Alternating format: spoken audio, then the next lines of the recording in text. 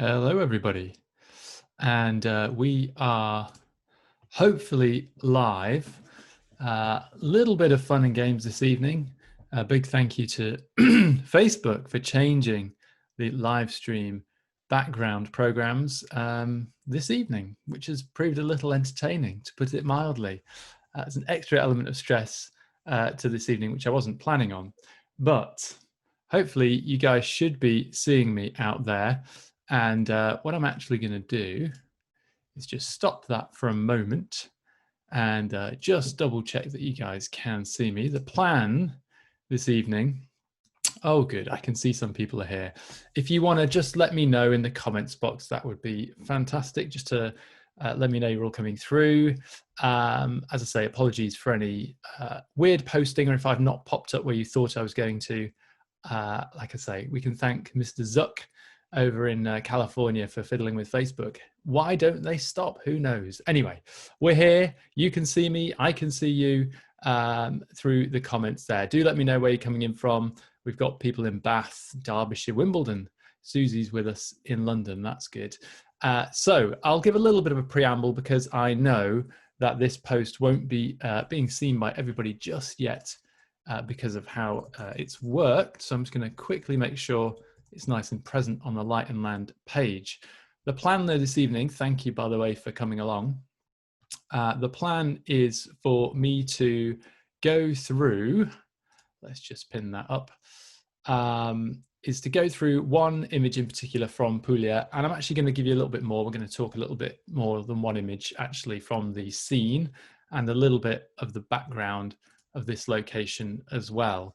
And thank you, I can see you're all coming in now. Tunbridge Wells, Kent, Cernabus, Cornwall. Joachim's back from Brussels, Bulgaria. Blimey, this is great. Okay, so when I do these pixel to print sessions, it's a little trickier for me to moderate the comments, etc., because I am also trying to talk to you. And I'm concentrating on what I'm doing with the Lightroom and everything else. So what I'm going to try and do is just drop back into the comments every now and then and pick up on those. But do ask if you have any questions. And I'm glad Adrian Beasley is watching. So no pressure there. Adrian, you can be my go-to man for infrared/black and white questions. I'm glad you're on the feed. Right, okay, so let's just get on with this. I shall share my screen with you. Fab. So you should all be seeing my screen now. And let's just get into the develop. This is the image that we've been using to talk about here on the promotion of this evening, and the one you guys, actually picked out, didn't you? We did the vote last week to see which image I wanted to work on and print. And the idea today is that I'll go through the image and I will do a little bit of processing, a little bit of background chat about it, and then I shall print using my PhotoSpeed paper, a print from our session. And in a twist, especially for you, coming up to lockdown number 2, there's going to be a chance to win this print. You can win this very print that we make, and I will let you know how you can win it at the end of the session, so stay with me for that. You will win it, I will sign it, and I will send it to you wherever you may be in the world. I will get it to you. All right, so this was the image, but let's just talk a little bit more about it and the general locale. This is just a copy of it, which I'm going to use to work on, and you can see that was how the image actually came in.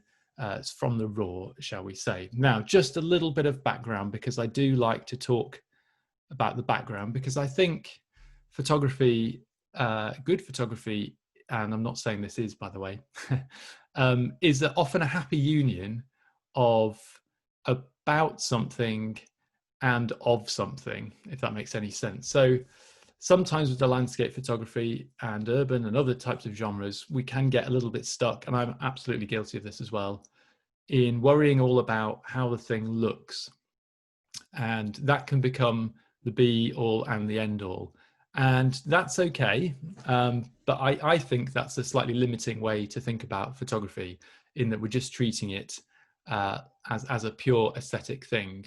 I think sometimes when you see interesting work, or work that you might remember, and again, my caveat, this may not be that by any stretch of the imagination, but is when the photographer has maybe linked the imagery up with something else, be it a story, be it a mood, be it something incredible even that happened, or a once in a lifetime situation, or whatever it might be.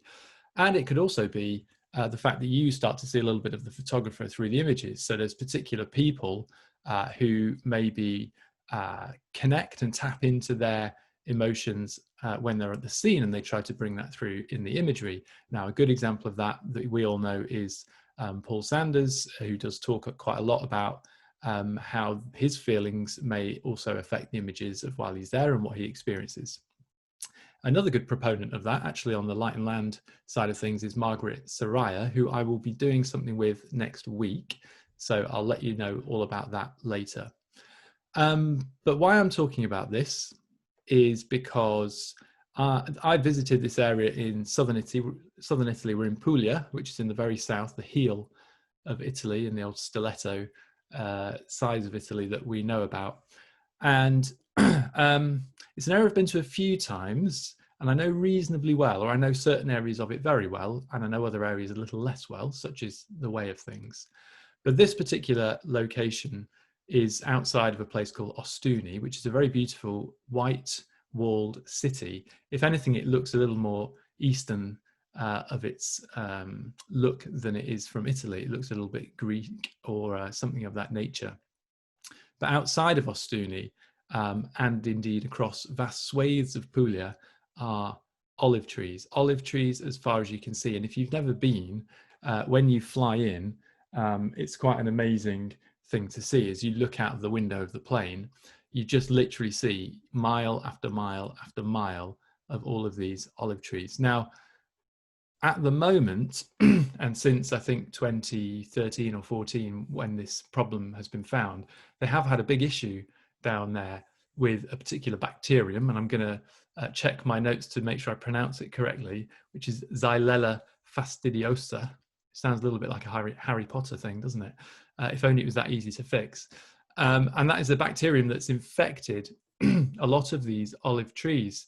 And they've lost tens of thousands of olive trees, some to the bacteria and others that the authorities have encouraged the farmers to preventatively get rid of.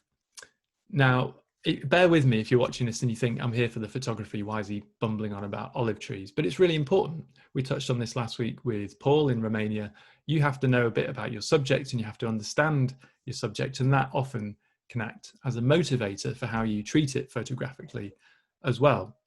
So I was aware of this, and obviously seeing it in the locale, as it were, was quite eye-opening as well. There are fields literally where olive trees have been destroyed either by the farmers or by the bacteria, and then obviously they have to be cut down next to healthy fields as well. And it's quite a complicated situation.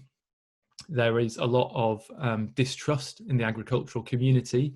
It's a very, and I have to probably be slightly careful how I word it, but it's a very traditional area, and a lot of the farmers have been in these farms for generations. And a lot of the trees we see when we're on the Puglia trip, which by the way is happening in May this year instead of September, a lot of the trees we see are hundreds of years old. And a lot of these farms have been run by farmers that have been there for generations. And so there might be 4 or 5 generations in. So they're very attached to the land. They're very attached to the trees. They know all of these trees, even if they have hundreds or thousands of trees. And so it's caused a lot of problems, because as the scientific advice has been to try and do some preventative felling of trees and trying to stop the spread of the bacteria. I mean, we're getting dangerously close to other things like that are going on today, which I'll stay well clear of.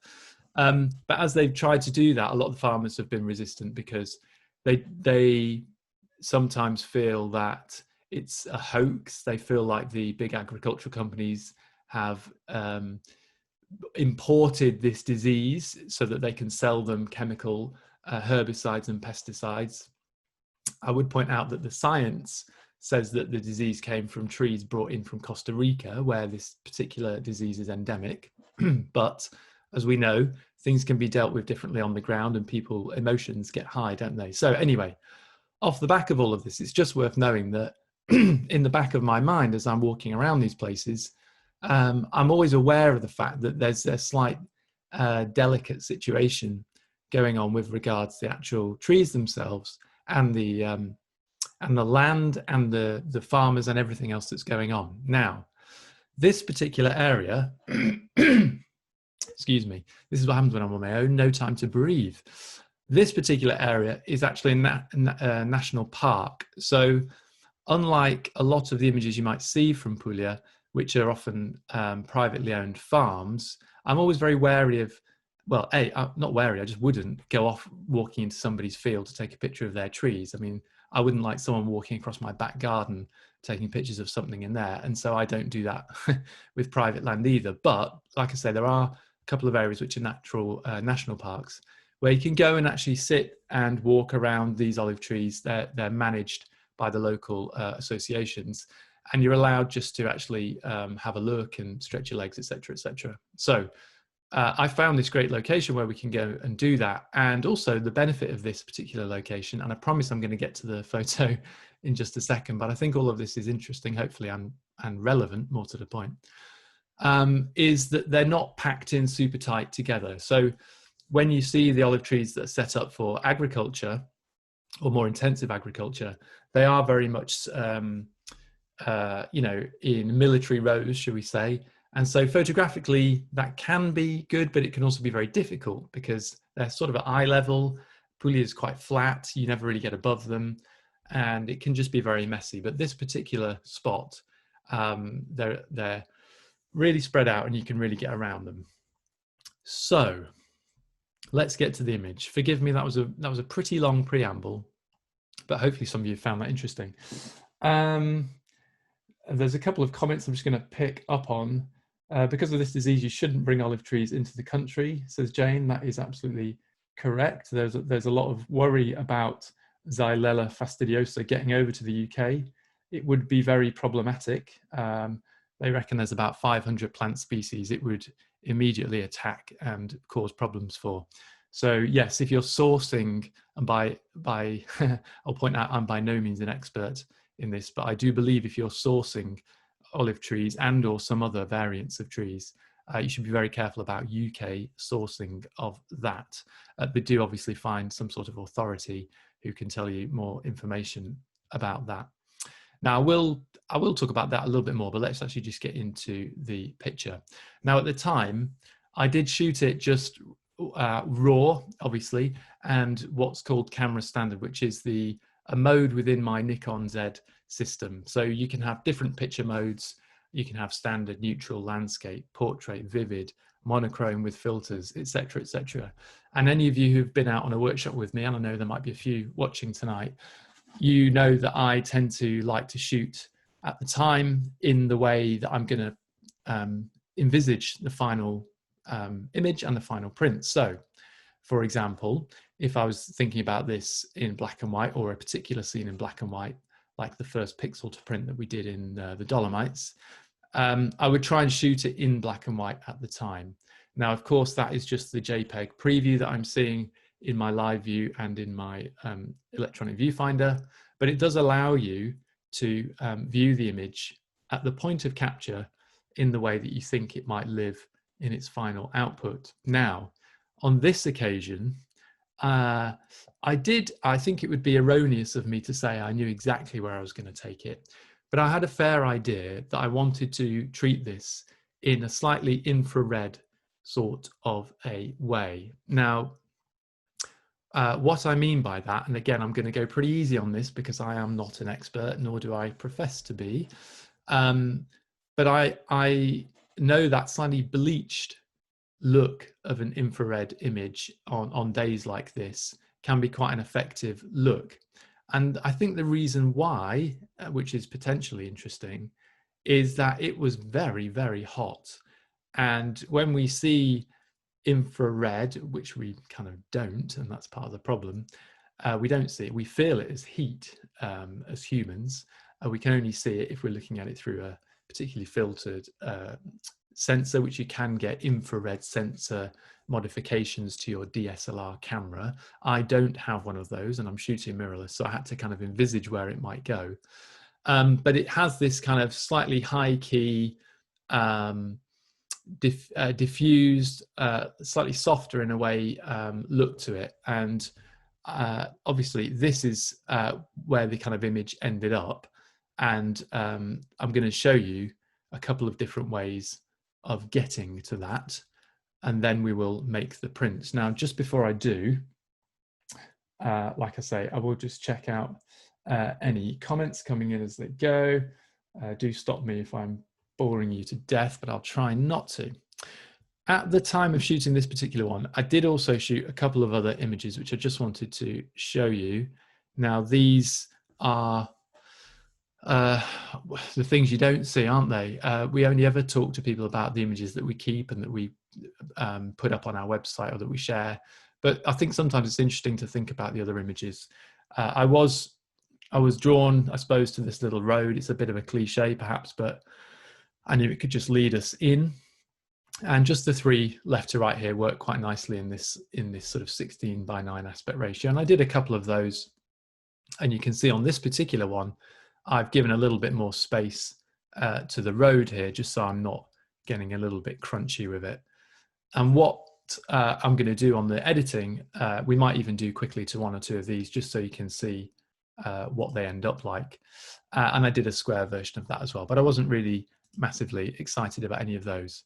I think what drew me, and what often draws us when we're in woodland or when we see these sorts of trees, is the curvature, the shapes, that kind of gnarled look, and the fact that we've got two trees here sort of growing up and through each other.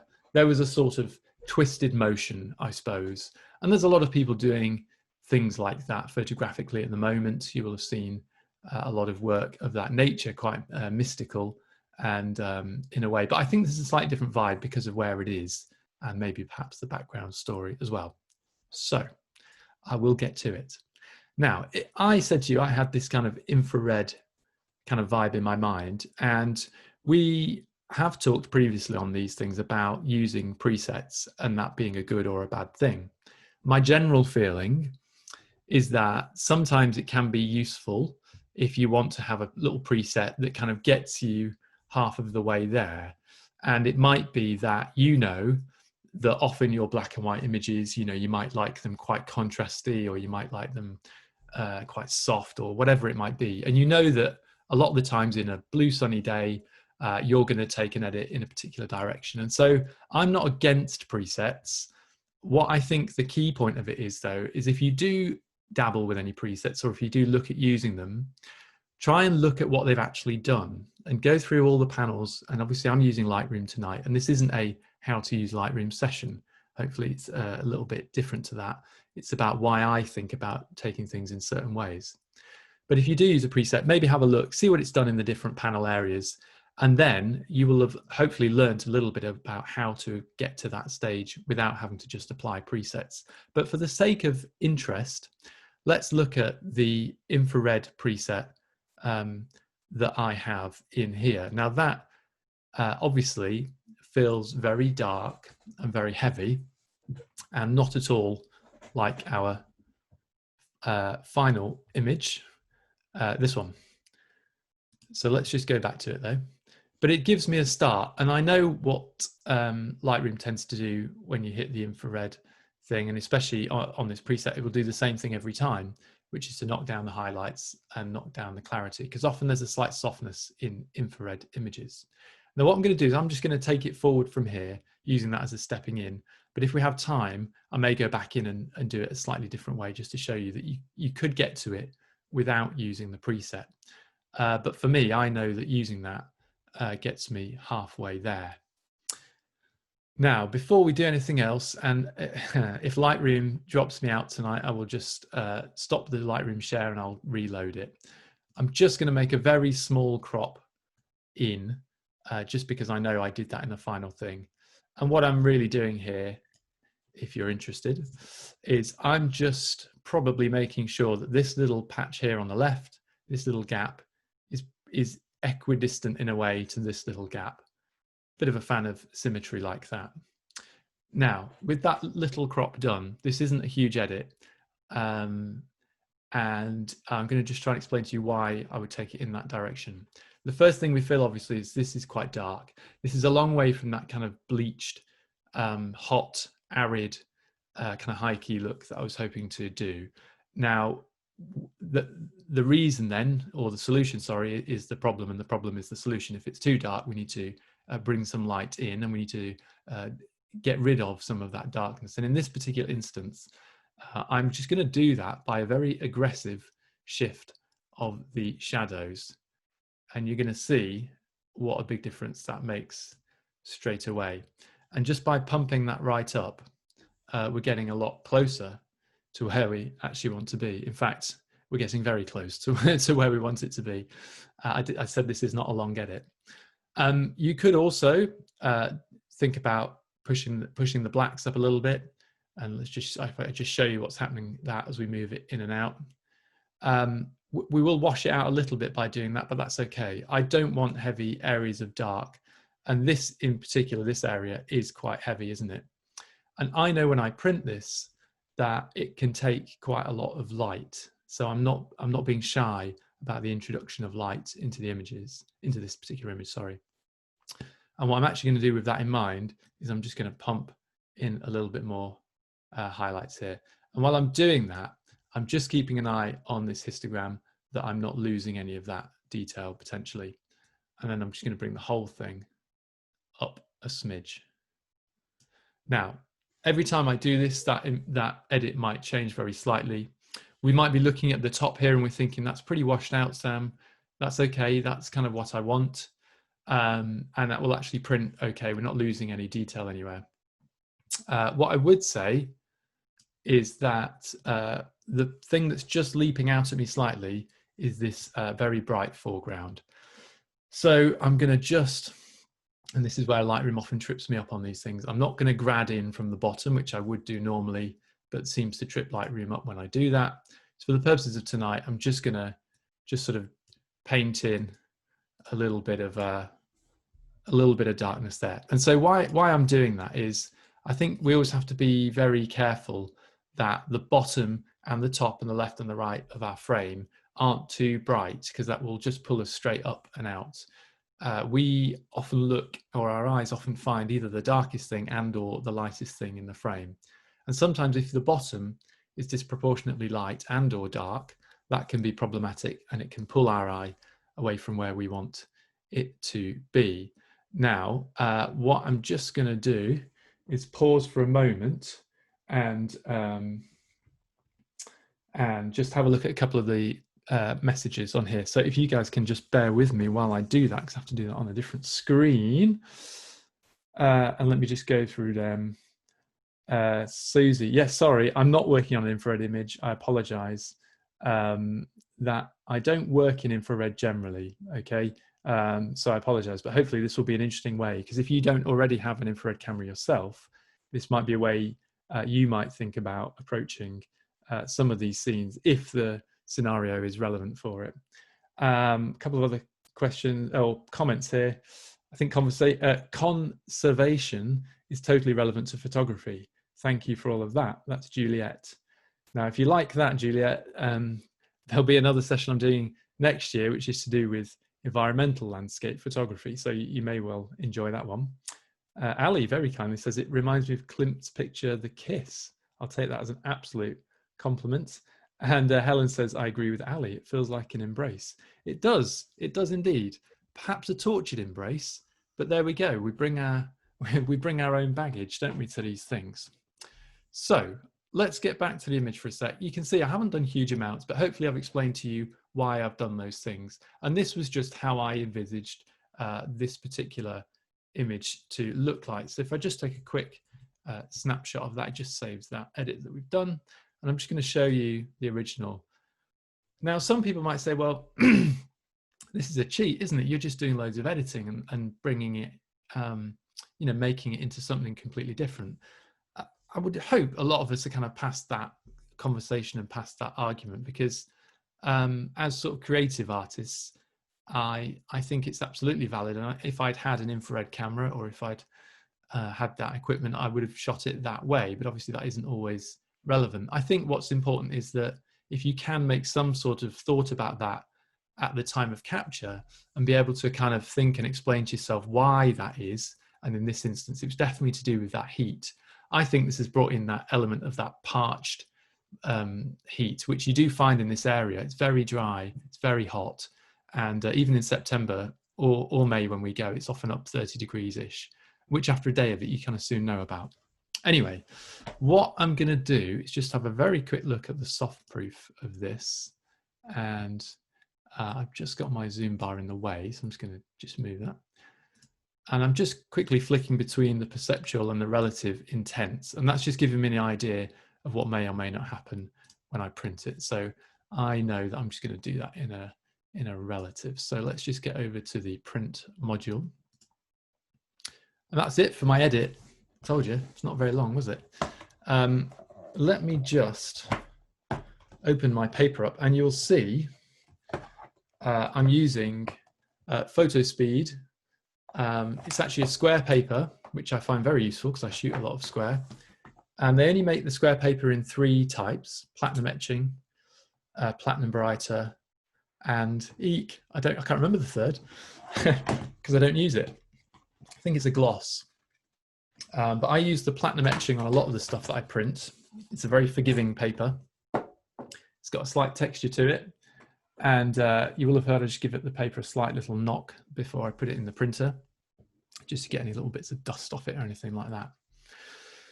So what I've done in the print module is I have set the paper type, the page setup, up to be a square 8x8 photo speed paper. So by clicking page setup, you can vary if you're printing A3, A4, and you can also set up your own custom templates. So I've done that for photo speed to do an 8x8 so that I can just preview it as it's going to print.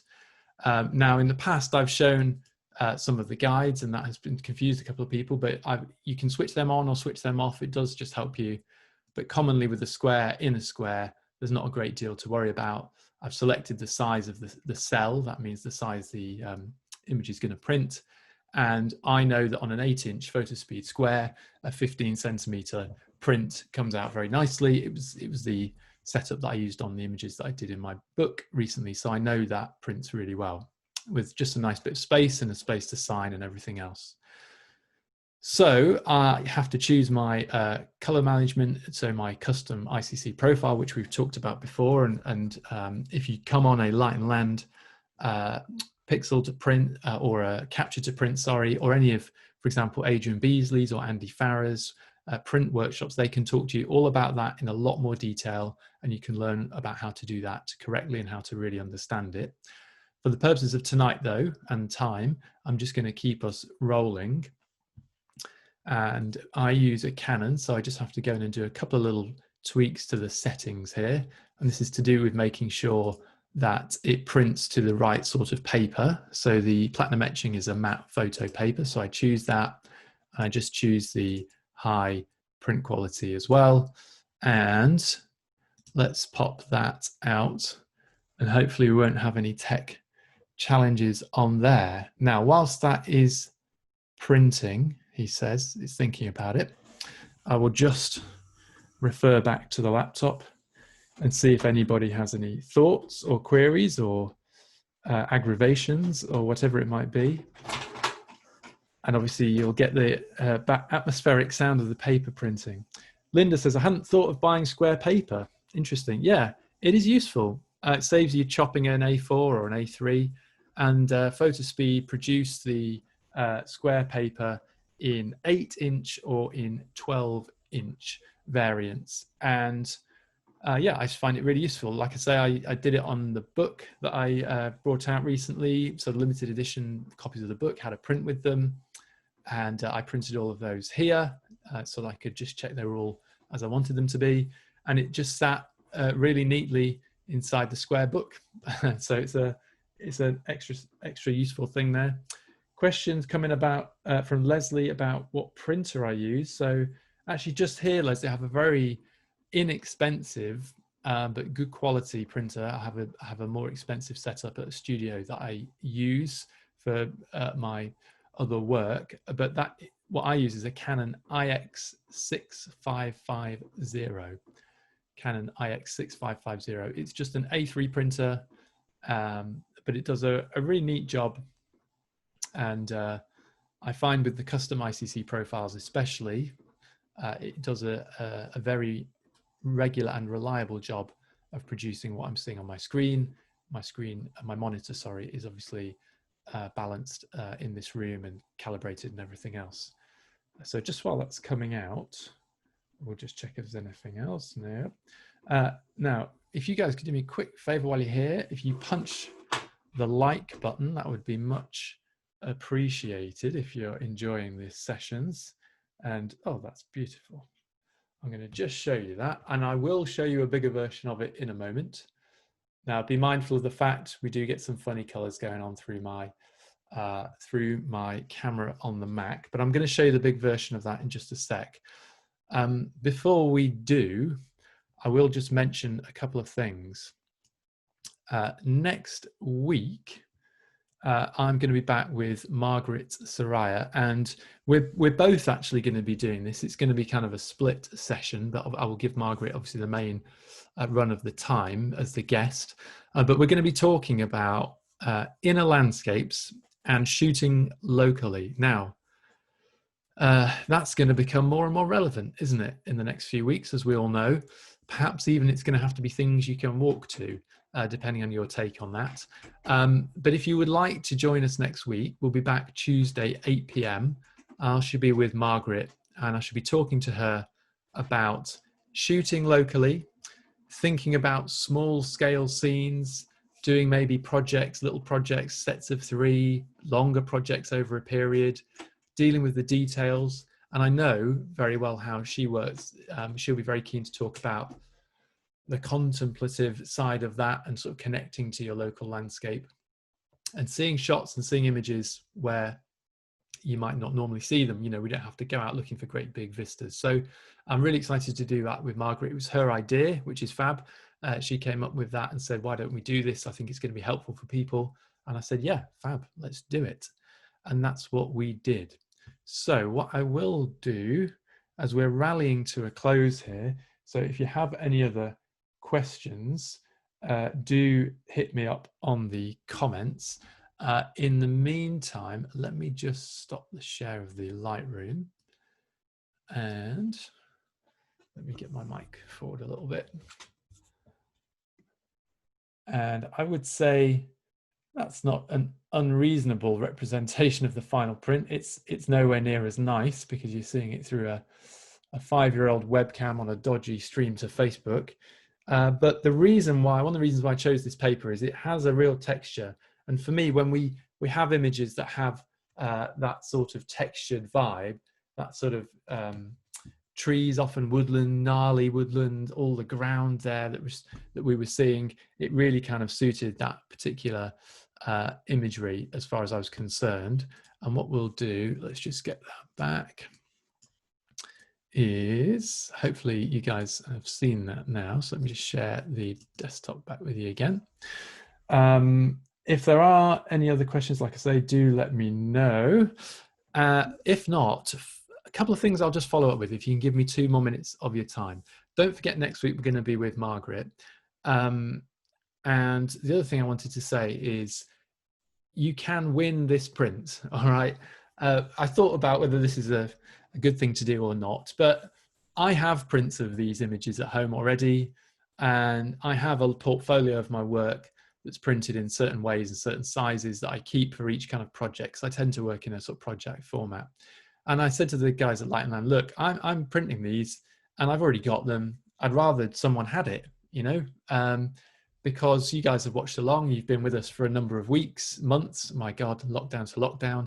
So I want to kind of give you something back and sort of Light and Land. So as ever, it's kind of a, you give me something, I give you something.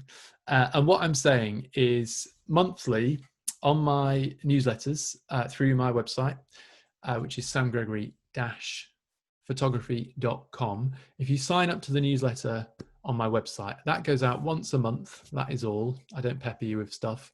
And it's often got things, little blogs I might write, videos, articles, upcoming tours, or whatever it might be.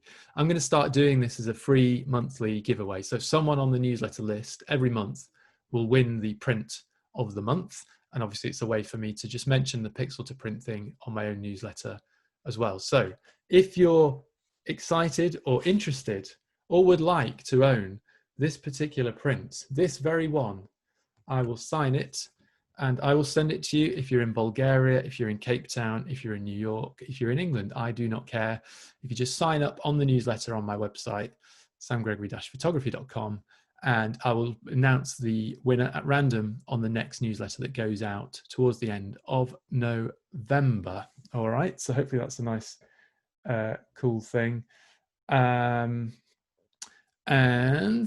I would say for this evening, sorry, that is it. Do keep up with Light and Land on the social medias. Do keep up with Light and Land on their newsletter, which you can sign up to on the Light and Land website. And also, if you're interested in really knowing more and getting on top of your Lightroom or your Photoshop and your processing generally, then look at the tours and the workshops that we do with Adrian Beasley in particular. He does one over in Devon, where they also print and go out on location, which is great because you can do it all as you're there. And also Andy Farrer does a couple down here in Dorset where he does a similar thing.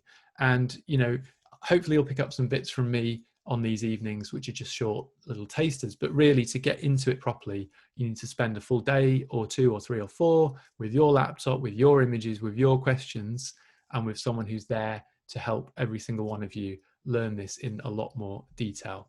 But hopefully you found it useful tonight. As I say, I'll be back next week with Margaret at 8 p.m. as ever.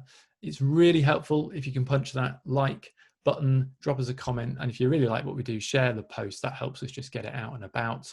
We are with you till Christmas. We've got stuff stacked and scheduled, and so stick with us. We'll keep you going through lockdown. We'll keep you enthused. We'll keep you motivated photographically, and we'll take you all around the world virtually.